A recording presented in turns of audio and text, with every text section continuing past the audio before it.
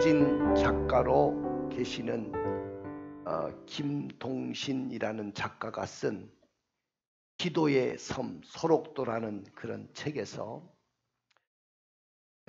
나오는 내용입니다. 그는 난자들이 있는 소록도를 방문하게 됐는데, 그 소록도를 방문하고 세상에서 가장 행복하고 세상에서 가장 아름다운 섬은 소록도다, 그렇게 표현을 했습니다. 그 이유는 다름이 아니라 자신이 섬에 도착해서 새벽 기도하는 교회를 촬영하기 위해서 교회를 방문했는데, 그곳에서 할아버지 한 분을 만났는데, 그분은 팔다리가 전혀 없는, 벌써 팔다리가 전부 다 썩어서 없어진 그런 할아버지입니다. 다시 말하면 다지가 없는 그런 할아버지였습니다. 나환자였습니다. 근데 그 입술에는 연신하는 말이 뭐냐면은, 하나님 참 감사합니다. 하나님 감사합니다. 그 고백이 이어지는데, 더 놀라운 것은 새벽 기도를 하고 집으로 돌아가는 모습이었습니다. 비가 부슬부슬 내리는 새벽이었는데 차디찬 땅을 향해서 배를 탁 깔더니 찬송을 부르면서 조금씩 나아갑니다. 그 순간 다지가 멀쩡한 자신이 삶에 대해서 너무 불만스러워했고 짜증이 내는 일도 많았는데, 어떻게 사지 하나도 남아있지 않는 이 불편한 몸으로 어떻게 이렇게 하나님께 감사하며 배를 깔고 새벽 기도를 왔다 갔다 그렇게 하면서 정말로 믿음으로 저렇게 살 수 있을까, 자신을 되돌아봤다는 거예요. 여러분들, 하나님을 믿는다고 고백하는 것은 믿음의 끝이 아니라 믿음의 시작입니다. 진정으로 믿음은 자신의 입술로 고백한 그 믿음대로 사는 거예요. 내가 입술로 고백한 그 믿음대로 내가 살아가는 것, 이것이 바로 신앙생활입니다. 우리가 비록 내가 살아가는 삶의 자리가 어렵고 힘겹고 정말로 어려운 상황들이 있을지라도, 여러분들이 하나님을 믿기에 찬양하고 하나님을 믿기에 하나님께 감사하며 영광 돌리는 그런 삶이 되어야 될 줄로 믿습니다. 할렐루야. 하나님은요, 여러분의 어려운 환경 속에서도 자기의 믿음을 지키기 위해서 수고하는 자의 모습을 가장 아름답게 기억하시는 하나님이신 줄로 믿습니다. 사랑하는 성도 여러분, 우리 신앙생활을 한마디로 말한다면 하나님과 동행하는 삶입니다. 무슨 삶이라고요? 하나님과 동행하는 삶. 오늘 본문의 마지막 출애굽기의 대단원의 막을 내리려고 합니다. 하나님은 이스라엘 백성들을 430년 동안 애굽에서 종살이하는 그 백성을 구원하시기 위해서 모세라는 지도자를 80년 동안 준비하셨다가 그를 부르셨습니다. 그리고 하나님은 그 모세를 통해서 바로왕 앞에서 9가지 재앙을 내리시면서 하늘에 소망을 두고 살아야 될 것을 그 백성들에게 가르쳐 주셨습니다. 그리고 애굽에서 마지막 장자의 재앙을 통해서 애굽의 전역의 장자들이 죽는 그런 재앙 가운데 이스라엘 백성들은 양의 피를 통해서 구원을 받는 놀라운 역사를 경험했습니다. 그리고 애굽을 나온 그들이 홍해 바다 앞에 갔을 때 홍해 바다를 기적적으로 갈라주시고 기적적으로 건너면서 그들은 하나님의 세례를 경험하게 됩니다. 그리고 나서 그들이 마라라는 곳에 왔는데 쓴물을 만났습니다. 쓴물 때문에 그들이 하나님을 향해서, 모세를 향해서 원망하는데 하나님은 그들에게 율례를 가르쳐 주시면서 그 마른 마라의 쓴물을 달게 만들어 주시고 그들의 눈을 바꿔주시고 즉 가치관의 변화를 일으키게 만들어 주셨습니다. 더 이상 애굽에 대한 미련을 갖지 않도록 하늘을 바라보고 저 가나안 땅의 비전을 바라보고 나갈 수 있는 하나님의 사람들로 가르쳐 주셨습니다. 그리고 그들이 신광야에 왔을 때 애굽에서 가져온 모든 양식이 다 떨어졌습니다. 양식이 떨어짐으로 인해서 먹을 양식이 없어서 원망하는 그들에게 하나님은 하늘에서 만나를 매일처럼 내려주시고 30세끼를 다 먹여주셨습니다. 먹여주시면서 사람이 떡으로만 사는 것이 아니고 하나님의 입으로 나오는 모든 말씀으로 사는 것을 우리에게 가르쳐 주셨습니다. 그리고 누비딤에 왔을 때 그들은 또다시 하나님을 향해서 원망하기는 것은 목이 말라서 원망했습니다. 마실 물이 없어서 그들은 원망했을 때 하나님은 모세를 반석 앞에 서게 하시고 반석을 깨트려 주셔서 그 광야에서 생수의 강이 흘러넘치게 하심으로 오늘 우리 심령 속에 성령의 생수의 강이 흘러넘쳐야 승리할 것을 가르쳐 주셨습니다. 그리고 누비딤에서 그들이 잠시 쉬고 있을 때 아말렉이 쳐들어왔습니다. 아말렉이 쳐들어왔을 때 모세는 하나님의 지팡이를 손에 잡고 산꼭대기에 올라가서 기도에 손을 들었습니다. 아론과 훌이 그 손이 내려오지 않도록 받쳐들었습니다. 여호수아는 나가서 싸웠습니다. 모든 승리의 근원은 여호와의 니시는 기도의 능력임을 우리에게 가르쳐 주셨습니다. 사랑하는 성도 여러분, 하나님은 그들을 구름기둥과 불기둥으로 인도하심을 따라서 시내산에 이르렀습니다. 모세가 시내산에 올라가서 40일 동안 40주야를 금식하며 기도하는데 하나님은 두 가지를 주셨어요. 하나는 십계명 돌비고 또 하나는 성막 하늘의 보좌를 모형으로 딴 성막 설계도를 그들에게 주셨습니다. 근데 산 아래 내려와 보니까 이스라엘 백성들이 금송아지를 만들어 놓고 뛰놀며 춤을 추며 그것이 하나님이라고 막 그럽니다. 그래서 하나님은 정말로 하나님의 백성들이 어떻게 하나님을 만나고 어떻게 하나님을 섬기고 하나님 앞에 나갈 것인가 예배하는 방식과 방법을 가르쳐 주시기 위해서 성막을 만들도록 하셨습니다. 그 성막을 통해서 하나님이 어떻게 우리 가운데 텐트를 치고 거하시는지, 그 하나님이 우리 가운데 어떻게 임재하시는지, 그 하나님이 우리의 인생 가운데 어떻게 인도하시는지를 우리에게 가르쳐 주셨습니다. 이 성막은 구원받은 하나님의 백성들이 어떻게 하나님과 동행하는지를 우리에게 가르쳐 주신 것입니다. 분명하게 보여주신 것입니다.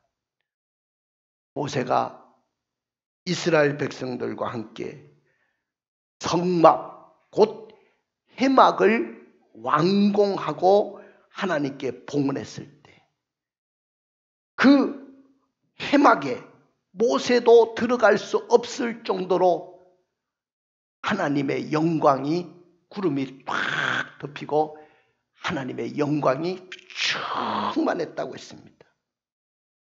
이스라엘 백성들이 해막에 구름이 머물러 있으면 그곳에 머무르고 그 구름이 떠오르면 그 구름을 따라서 앞으로 나갔습니다. 이스라엘 백성들은 낮에는 구름이 성막에 머무르고 밤에는 불이 그 구름 가운데 있음을 눈으로 볼 수가 있었습니다. 사랑하는 성도 여러분, 이스라엘 백성들이 이 성막을 완성하는데 한 1년 정도의 시간이 소요했습니다. 그런데 40장 말머리에 이렇게 말하고 있습니다. 40장 1절 2절을 읽어볼까요? 여호와께서 모세에게 말씀하여 이르시되 너는 첫째 달 초하루에 성막 곧 회막을 세우고. 예, 오늘 여기에 보니까 첫째 달 초하루 성막 곧 회막을 세웠다고 그렇게 말씀을 하고 있습니다.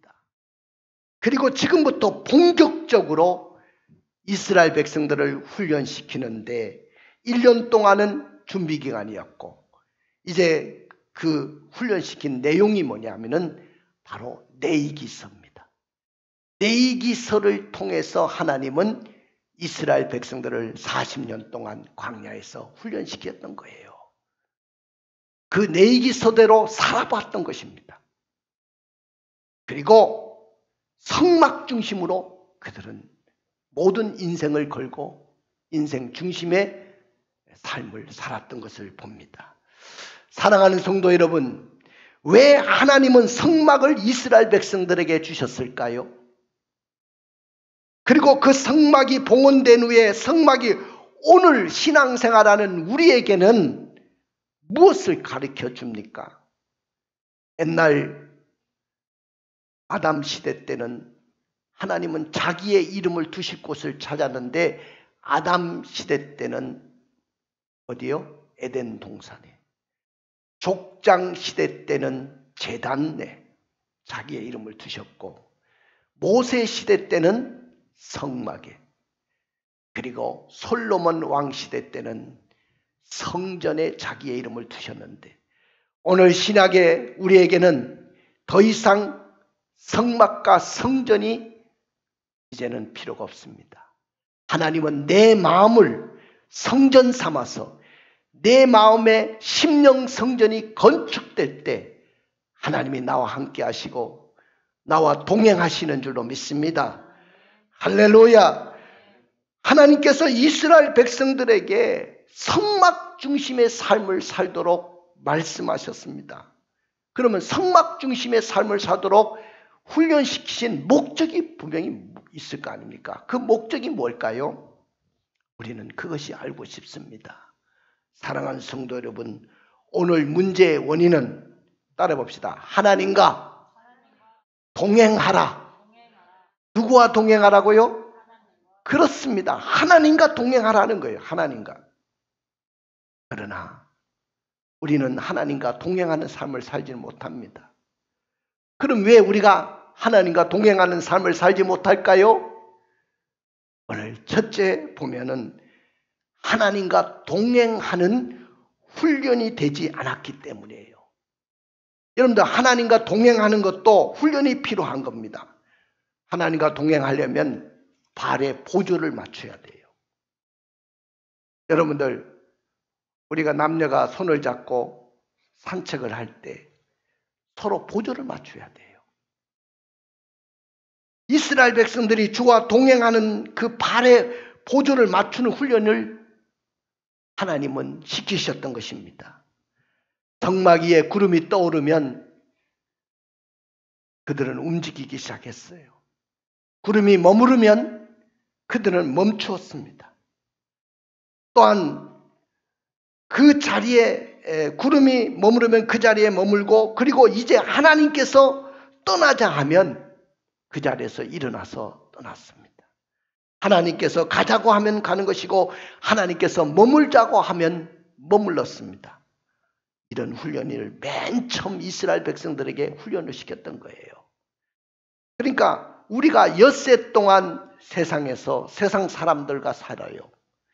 세상 사람들과 살면서 엿새 동안 열심히 하나님이 주시는 힘으로 살다가 주일날 되면 교회 와서 예배를 드리고 하나님께 영광을 돌리는데 그 영광 돌리는 이 삶, 예배 중심의 삶을 사는 것은 바로 하나님과 동행하는 삶의 훈련인 줄로 믿습니다. 믿으십니까?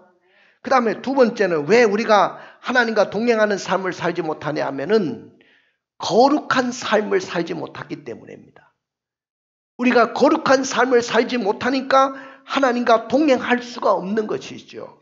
자, 여러분들 이스라엘 백성들이 애굽을 떠나서 시내산 앞에 왔을 때 그 시내산 앞에서 이스라엘 백성들과 함께 언약을 맺으셨어요. 약속을 했습니다. 이스라엘 백성들은 자기들이 선민이라고 하죠. 택한 민족이다. 근데 하나님 뭐라고 말씀하시는지 볼까요? 자, 출애굽기 19장 5절 6절을 한번 읽어주세요. 세계가 다 내게 속하였나니 너희가 내 말을 잘 듣고 내 언약을 지키면 너희는 모든 민족 중에서 내 소유가 되겠고 너희가 내게 대하여 제사장 나라가 되며 거룩한 백성이 되리라. 너는 이 말을 이스라엘 자손에게 전할지니라. 자, 여기 보십시오. 다시 띄워주세요. 5절 한번 띄워주세요. 자, 세계가 다 내게 속했다. 온 세상, 모든 나라, 모든 민족 다 내 것이다. 내게 속한 거다. 너희들만 특별한 민족이 아니다.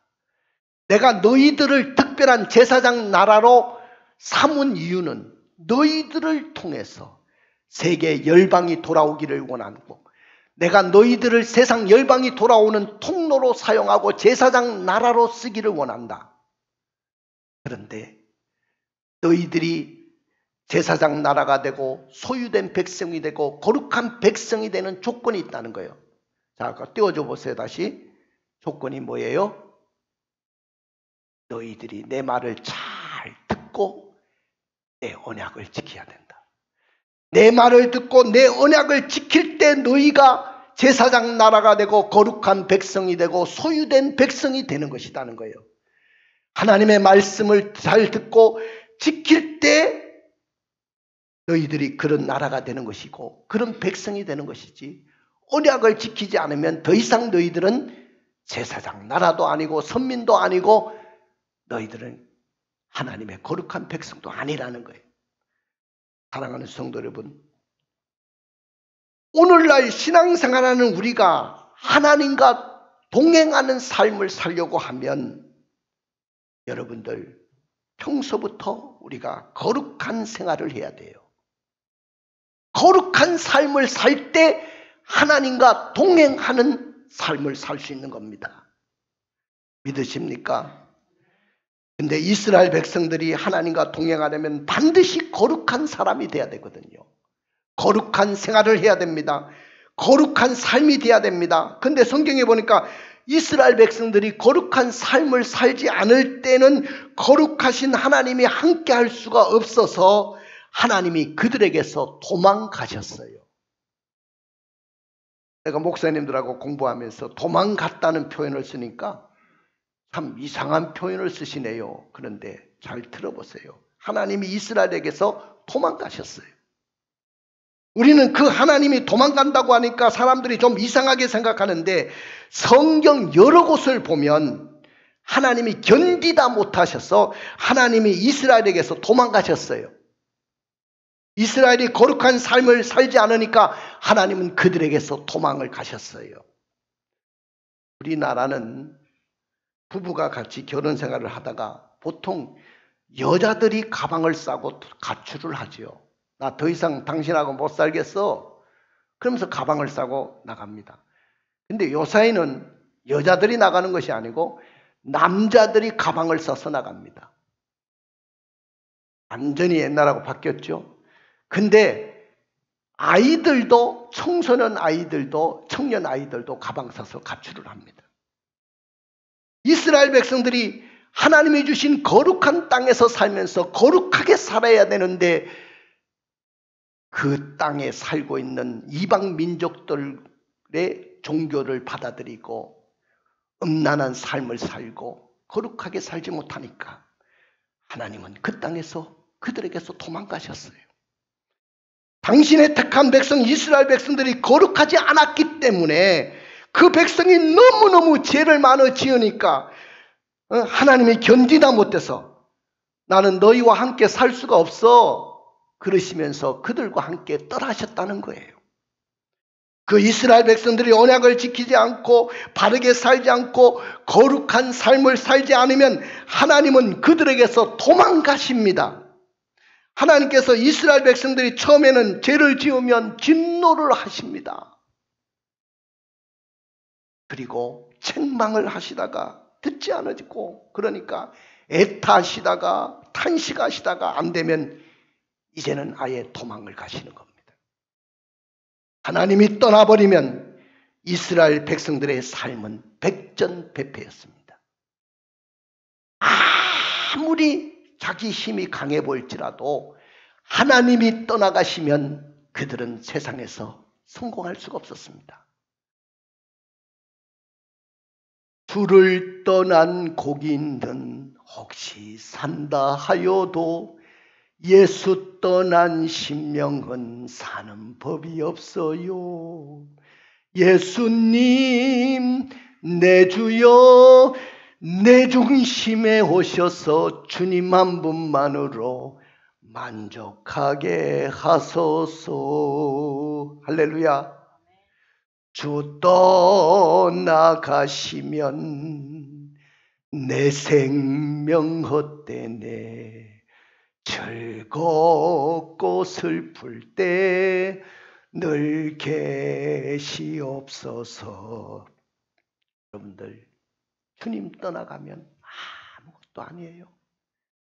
주님이 함께야 여러분들이 세상에서 성공하고 세상에서 승리하고 백전백승하는 것이지 주님 떠나간 사람은 백전백패할 수밖에 없어요. 우리가 보통 일반적으로 교회에서 믿음으로 행한다는 말을 하지요. 그 믿음으로 행한다는 말은 믿음으로 산다는 말인데 무슨 말입니까? 하나님과 함께 걸어간다는 말이에요. 장로교 창시자 존 칼빈은 이렇게 말했습니다. 하나님과 동행하는 삶을 하나님 앞에서의 삶이다. 하나님 면전에서의 삶이다. 코람데오, 라틴어로 코람데오라고 했어요. 나는 하나님의 얼굴 앞에서 하나님의 면전 앞에서 살겠다는 것입니다. 오직 하나님 앞에 하나님의 선하시고 온전한 뜻을 구하며 나는 살 것이다. 나는 하나님의 얼굴 앞에서 살겠다고 고백을 했어요.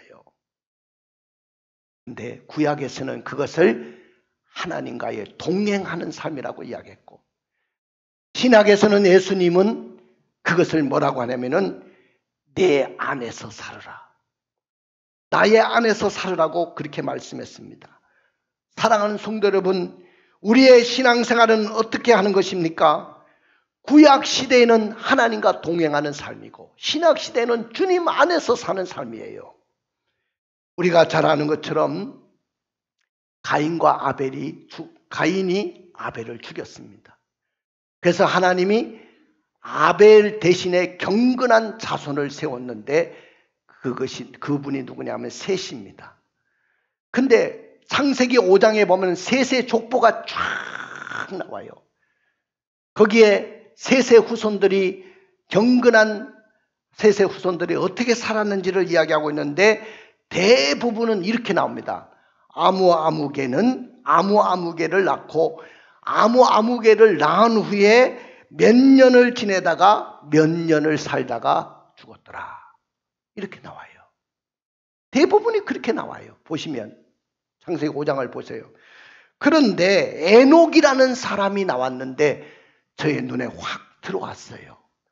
에녹의 삶은 달랐어요. 에녹은 한번 읽어볼까요? 창세기 5장 21절부터 24절을 읽어주세요. 에녹은 65세에 무두셀라를 낳았고 무두셀라를 낳은 후 300년을 하나님과 동행하며 자녀들을 낳았으며 그는 365세를 살았더라. 에녹이 하나님과 동행하더니 하나님이 그를 데려가심으로 세상에 있지 아니하였더라. 예, 다시 띄워주세요. 첫 절. 자, 우리 방송실. 예, 에녹은 65세에 무두셀라를 낳았고, 이 말이 참 중요합니다. 에녹은 65세 때 누구를 낳았어요? 자기 아들 무두셀라를 낳았고, 그 다음에 넘겨주세요. 무두셀라를 낳은 후에 어떻게 살았느냐? 300년을 하나님과 동행하며 자녀들을 낳았다. 그리고 또 읽어주세요. 그는 365세월을 살았더라. 가보세요. 에녹이요, 65세가 되기까지는 그럭저럭 사는 거야. 우리가 금년에도 그럭저럭 인생을 살아오지 않았습니까? 그럭저럭 살았어요. 65세까지는. 세상 사람들하고 똑같이 그럭저럭 살았어요. 그런데 65세가 되는 그 시점이 오늘 에녹에게는 터닝 포인트, 역사의 전환점이 됐어요. 인생의 전환점이 됐고 터닝 포인트가 됐어요. 그 65세 때 누구를 낳았어요? 아들 무두셀라를 낳은 후에 그의 인생이 하나님과 그때부터 300년 동안 동행하는 삶이 되었다, 그 말입니다. 그때부터 300년 동안 하나님과 동행하는 삶을 살았던 거예요. 인생의 전환점이 바로 무두셀라를 낳을 때 인생이 바뀌어지기 시작한 거예요. 저도 철없을 때 결혼을 했어요. 사모님을 만나서 결혼을 하는데 그때까지도 철이 없었습니다. 근데 나의 인생에도 대전환점이 찾아왔는데 그 대전환점은 바로 나의 아들, 5년 만에 기적적으로 아들을 얻었을 때, 사무엘을 얻었을 때, 그때 내가 정신이 바짝 들었어요. 내가 목사고 이제 내 아들이 태어났는데, 자식은 아버지의 뒷모습을 보고 자라난다고 하는데 그 아들이 자라서 이제 2년 후면 목사가 되지 않습니까? 내가 정말로 정신 바짝 차려야 되겠구나. 내가 정말로 자식 앞에 부끄러움이 없는 삶을 살아야 되겠구나. 저에게도 자식이 태어난 그 순간에 인생의 전환점이 됐어요. 바로 에녹도 무두셀라를 낳았을 때 65세 때까지는 그럭저럭 살았는데 그 이후에 65세라는 그 나이가 바로 인생의 대전환점이 됐어요. 내가 자식 앞에 부끄럽지 않게 살아야 되겠다. 그러면서 그때부터 하나님과 동행하는 삶을 살았다는 것입니다. 사랑하는 성도 여러분, 그 시대가 얼마나 음란하고 악한 시대였습니까? 노아 홍수 사건이 일어나기 전입니다.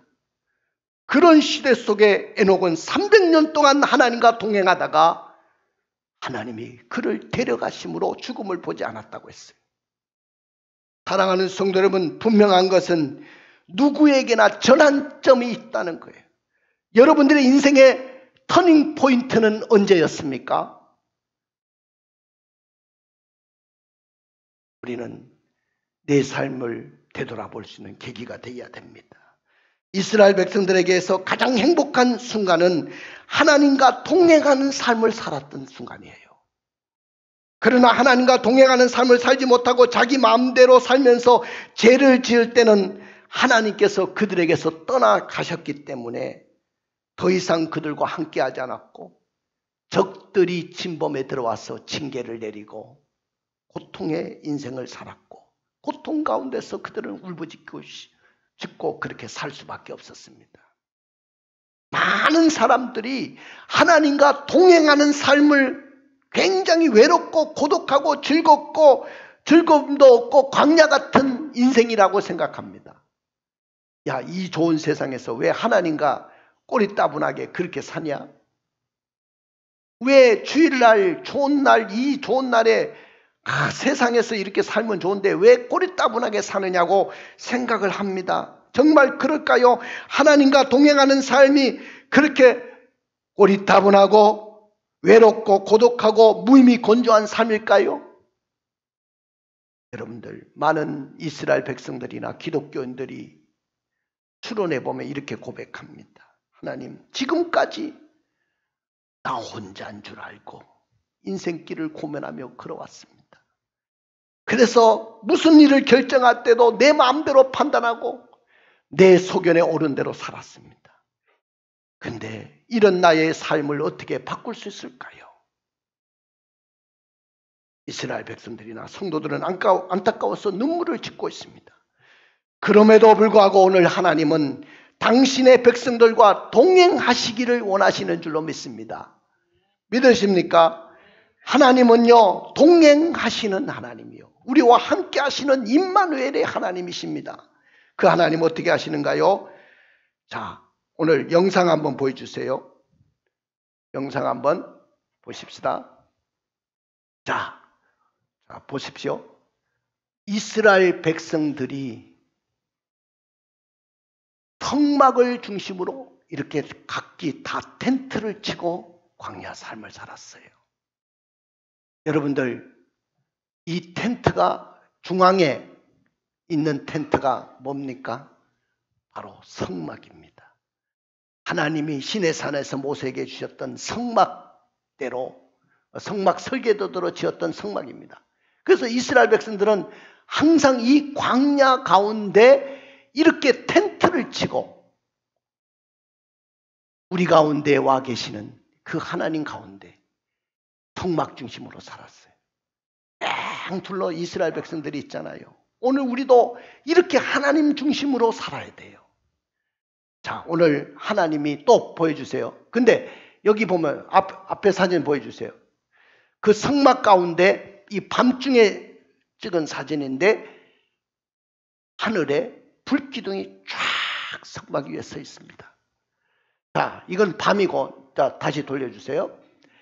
이건 낮인데 낮에는 구름 기둥이 성막 가운데 쫙 서 있었습니다. 자, 이 성막, 구름 기둥, 불 기둥, 그리고 이스라엘 백성들의, 이제 덮어주세요. 성막 가운데 위에 텐트가 쫙 쳐 있는데 하나님이 어떻게 동행하시기를 원하셨느냐? 하나님은 우리 중에 동거하십니다. 여러분들, 동거한다는 말은 함께 한다는 말이에요. 함께 거주한다는 거예요. 너희들 중에 내가 텐트를 치고 내가 너희들과 함께 하겠다. 모든 지파의 텐트 가운데 모든 위치에 정중하게 하나님이 위치하심으로 오늘 그들과 동행하셨어요. 요한일서 4장 13절에 보니까 그가 성령으로 우리에게 주심으로 우리가 그 안에 거하고 그가 우리 안에 거하시는 줄 아느니라. 할렐루야. 우리의 예배 태도의 첫 출발은 하나님이 우리 안에 거하시는다는 것을 경험하는 거예요. 거한다. 텐트를 치고 우리 가운데 함께한다. 아까 봤잖아요. 정중앙에 하나님이 텐트를 치고 이스라엘 백성들 가운데 동거하셨어요. 두 번째는 우리 중에 임재하신다는 거예요. 임재. 자, 오늘 성경 한번 읽어주세요. 출애굽기 40장 34절 35절을 읽어주세요. 구름이 회막에 덮이고 여호와의 영광이 성막에 충만하매 모세가 회막에 들어갈 수 없었으니 이는 구름이 회막에 덮이고 여호와의 영광이 성막에 충만함이었으며. 예, 여기 보면 구름이 회막에 덮였다. 아까 봤죠? 구름 기둥이 쫙 해막에 덮여 있는 것. 그 다음에 여호와의 영광이 충만했다. 여기 두 단어를 꼭 기억해야 돼요. 덮이고 충만했다. 오늘 하나님은 덮으시고 충만하셨다는 겁니다. 오늘 구름이 주는 것이 뭡니까? 신령한 느낌의 효과지요. 오늘 텐트 중에서 하나님 성막에 피어오르는 불기둥, 구름기둥은 바로 하나님의 임재를 우리에게 보여주는 거예요. 그 구름기둥이 머물 때는 머무르고 구름기둥이 또 진행하면 진행하게 됩니다. 자, 그 다음에 세 번째는요. 이 하나님이 우리와 어떻게 동행하시냐? 인도하신다고 했어요. 인도. 여러분들, 인도하신다는 말은 무슨 말이냐면은 하나님이 우리의 삶을 이끌어 주신다는 거예요. 아까도 이야기했지만은 하나님이 성막에 구름이 떠오르고 불기둥과 구름기둥이 떠올랐을 때 이스라엘 백성들은 그거에 따라서, 그 신호에 따라서 움직였습니다. 영적인 시그널이었습니다. 광야길에서 영적인 시그널, 신호잖아요. 이 신호가 뭐냐면은 성막이었고 해막이었어요. 자동차가 신호에 따라서 시그널에 따라서 움직이는 것처럼 오늘 우리의 인생길에도 항상 영적인 시그널이 있어야 되는데 그것이 뭐냐면은 우리의 예배 초소를 점검하는 거예요. 내가 예배가 살아있냐? 내가 주일날 되면 예배당에 와서 예배를 드리느냐? 이 영적인 시그널은 바로 예배 초소를 점검하는 거예요. 예배가 무너지면 다 무너지는 것입니다. 예배가 살아있으면 여러분들의 신앙은 살아있는 것입니다. 할렐루야. 믿으십니까?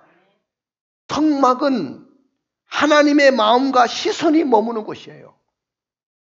그렇기 때문에 그 하나님의 시선과 하나님의 마음이 머무는 성막에 따라서 우리가 움직이는 것, 이것이 바로 하나님과 동행하는 삶입니다. 자, 여러분들 우리가 하나님과 동행하는 삶을 어떻게 사느냐 두 가지만 말씀드릴게요. 주님과 친밀한 사귐을 가지고 사는 거예요. 여러분들 산책을 해보잖아요. 이 동행한다는 말은 히브리어로 말을 하면 할라크라는 말인데 같이 손잡고 산책한다는 그런 뜻이에요. 그럼 우리가 산책을 하다 보면 꽃길도 걸을 수도 있지만은 이렇게 오르막길도 걸을 때가 있어요. 그때 이제 하나님에게 묻는 거예요. 하나님, 이럴 때는 하나님 같으면 어떻게 하시겠어요? 내 인생 속에 이렇게 힘들고 어려운 일이 있는데 하나님 같으면 어떻게 결정하시겠습니까? 이렇게 서로 대화하며 친밀한 사귐을 갖는 삶. 이것이 바로 하나님과 동행하는 삶입니다. 그리고 하나님과 동행하는 삶은 하나님과 더불어 기뻐하며 즐거워하는 거예요. 인생의 제일 된 목적이 뭐예요? 하나님을 즐겁게 하고 기뻐하는 것. 이것이 인생의 제일 된 목적이잖아요. 이것이 바로 하나님과 동행하는 삶이지요. 여러분들 결혼하기 전에는 솔로로 살아요. 자, 이제 우리 여기에서 결혼한 중에서는 아마 우리 정동혁 권찰님, 최정원 권찰님이 제일 이제 신혼이잖아요. 아기는 있지만은. 근데 솔로로 있을 때 혼자 살 때는 어때요? 좀 편하기는 편하지만은 무슨 일을 결정할 때 자기 혼자 다 결정하죠. 자기가 판단하고 자기가 사고 싶은 건 내가 사고 가고 싶을 때도 내가 판단해서 가면 되고. 근데 이제는 짝이 생기고 결혼 상대자가 생기고 함께 인생의 반려자가 생기면 서로 의논하는 거예요. 여보, 어떻게 하면 좋겠어? 어떻게 살았으면 좋겠어? 이럴 때는 당신 어떻게 결정할 거야? 이것이 바로 서로 신경을 써야 되는 거죠. 한 쌍이 되어서 보조를 맞추면서 걸어가는 거예요. 이걸 동행이라는 말이에요. 이게 싫어가지고 홀로 살으니까 편하니까 오늘날 많은 사람들이 결혼을 하지 않고 아예 혼자 솔로로 사는 사람들이 얼마나 많은지 몰라요. 때로는 꽃이 피는 들판길도 있고 때로는 피곤하고 힘든 고갯길도 있어요. 그러나 주님과 함께 인생길을 걸어가면 주님과 동행하는 삶이 기쁘고 즐거운 삶이 될 것입니다. 말해봅시다. 신앙생활은 하나님과 동행하는 삶입니다. 신앙생활은요, 동행하는 훈련을 통해서 동행할 거예요. 그리고 거룩한 삶을 삶으로 하나님과 동행하는 삶을 사는 거예요. 내가 하나님이 나와 동행한다는 말은 하나님이 우리 가운데 동거하시고 하나님 우리 가운데 충만히 덮으시고 충만히 임하시는 임재를 말하는 것이고 하나님이 구름 기둥과 불 기둥으로 인도하시듯이 성막 위에 떠올라서 우리를 인도하시는 것입니다. 근데 만약에 우리가 하나님과 동행하지 않는다면 항상 우리는 외톨이처럼 솔로로 사는 것처럼 불쌍한 인생길을 걸어가게 될 것입니다. 그러므로 신앙생활은 하나님과 동행하는 것입니다. 할렐루야. 가슴에 손을 얹어보세요. 오늘 하나님과 동행하기 위해서 주님은 인생의 전환점이 있어야 된다고 이야기합니다. 오늘 무두셀라를 낳고 난 후에 에녹은 65세가 되었을 때 인생의 대전환점이 왔어요. 그리고 삶을 결단하게 됩니다. 300년 동안 그때부터 하나님과 동행하는 삶을 살아요. 사랑하는 성도 여러분, 기도하는 마음으로 하나님 중심으로 살겠다고 결단하십시오. 우리 찬양단 함께 올라와서 오늘 함께 찬양하고 나가겠습니다.